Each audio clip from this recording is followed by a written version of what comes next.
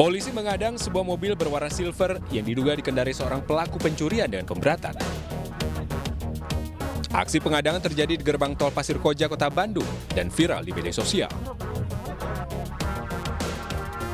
Dalam video terlihat beberapa polisi mencoba menghentikan laju mobil dan meminta pengemudinya turun. Namun pengemudi sempat mencoba melarikan diri dengan memacu mobilnya.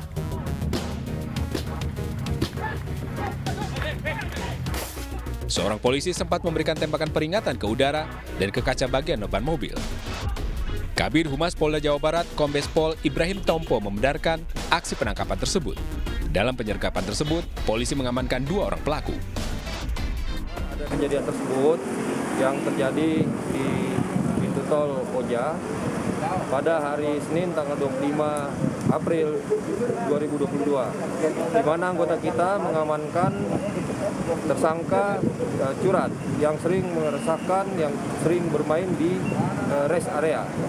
Pada saat kejadian tersebut, para tersangka sudah diamankan juga bersama barang bukti dan tidak ada korban.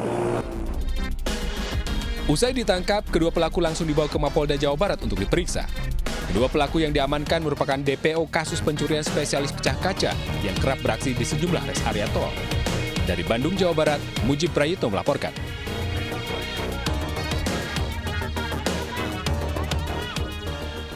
Dua gudang penyimpanan petasan digerebek di Jalan Babakan Sembako, Tasikmalaya, Jawa Barat.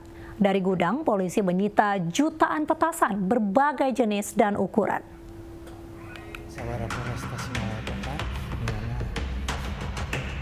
Gudang penyimpanan petasan di 2 tempat berbeda digerebek jajaran Samapta Polres Tasikmalaya Kota. Dalam gudang penyimpanan petasan pertama, ditemukan jutaan petasan berbagai jenis dan ukuran. Seluruh petasan tersimpan di lantai 3 rumah warga. Di tempat berbeda, polisi juga menggerebek sebuah rumah yang digunakan sebagai tempat penyimpanan petasan. Kedua rumah dimiliki oleh orang yang sama. Ternyata ketika sudah nyampe TKP, ya diakui oleh pemilik, yaitu Ibu Cucuk, benar bahwa beliau telah memiliki petasan sebanyak jutaan. Beliau sendiri ngomong jumlahnya jutaan. Ya, ini diperoleh hasil belanja dari daerah Cirebon. Pemilik mengaku belanja seharga 50 juta rupiah untuk membeli petasan-petasan ini. Seluruh petasan disita dan akan dimusnahkan. Dari Tasikmalaya, Jawa Barat, Asep Joharyono, iNews melaporkan. Sebuah mobil pemadam kebakaran di Batubara, Sumatera Utara kecelakaan hingga terbalik ketika menuju lokasi kebakaran. Akibat kejadian itu, seorang petugas damkar meninggal dunia.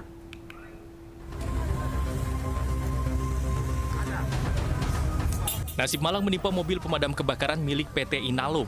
Mobil damkar yang sedang melaju kencang ke lokasi kebakaran di Desa Pakam, Batubara, Sumatera Utara, disalip seorang pengendara sepeda motor. Sopir terpaksa banting setir dan mengakibatkan mobil damkar oleng dan terbalik. Akibat kecelakaan, sopir bersama 4 petugas damkar terluka dan dirawat di rumah sakit.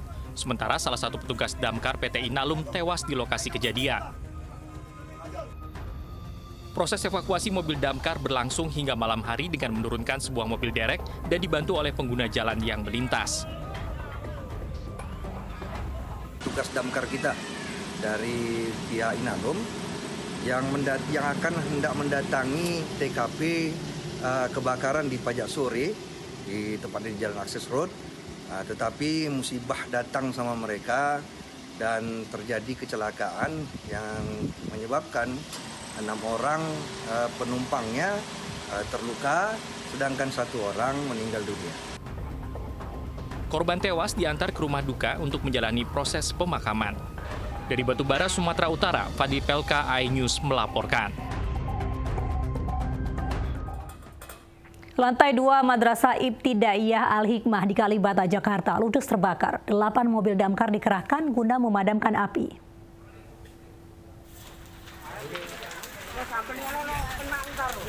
Inilah rekaman video amatir kebakaran Madrasah Ibtidaiyah Al-Hikmah di kawasan Kalibata Timur, Pancoran, Jakarta Selatan pada Selasa siang.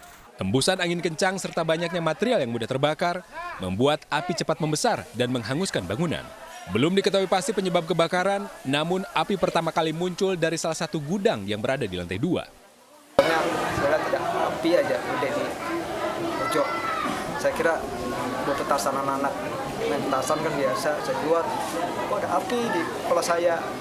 Saya teriak, tolong. Diketahui saat terjadi kebakaran, seluruh siswa sudah pulang sekolah.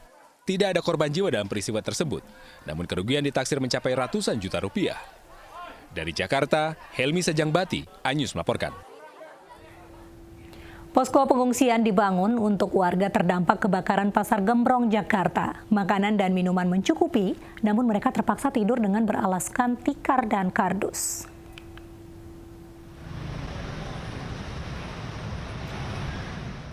Selasa pagi suasana ramai terlihat di posko pengungsian yang berada di Kelurahan Cipinang Besar Utara pasca kebakaran yang terjadi di wilayah Pasar Gembrong, Jakarta Timur.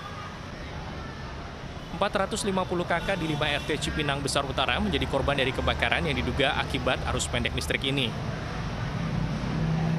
Salah satu korban mengatakan dirinya hanya tidur beralaskan tikar dan kardus di bawah kolong jembatan tol Becakayu.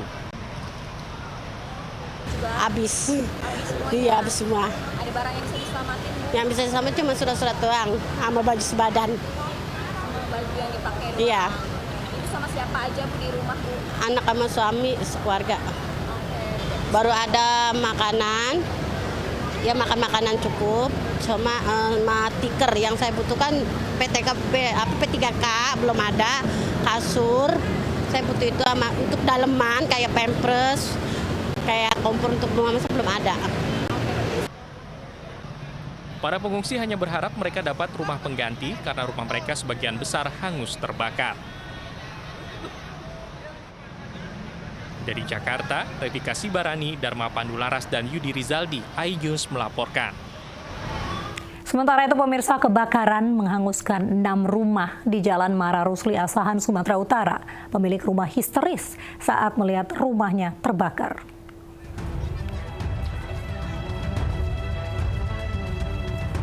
Inilah video amatir saat kebakaran hebat terjadi di Jalan Mara Rusli, Asahan, Sumatera Utara.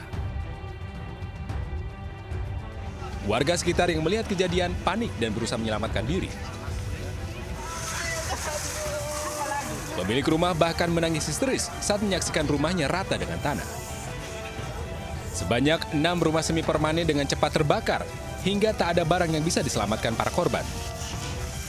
Diduga kebakaran terjadi akibat kompor terbakar milik seorang lansia yang tengah memasak. Dapat kami sampaikan bahwasannya yang terbakar itu ada 6 rumah. 6 rumah itu hangus, sementara di sekelilingnya dapat kita selamatkan, ada yang terdampak dan ada yang benar-benar selamat. Nah, dapat kami sampaikan asal muasal api adalah dari sebuah rumah yang ditempati oleh ibu-ibu, kemudian kompornya terbakar, dan ini yang menyebabkan rentetan kebakaran ke rumah-rumah sebelahnya. Api baru dapat dipadamkan 1 jam kemudian. Tidak ada korban jiwa dalam kebakaran ini, namun kerugian diperkirakan ratusan juta rupiah. Dari Asahan, Sumatera Utara, Ulil Amri melaporkan.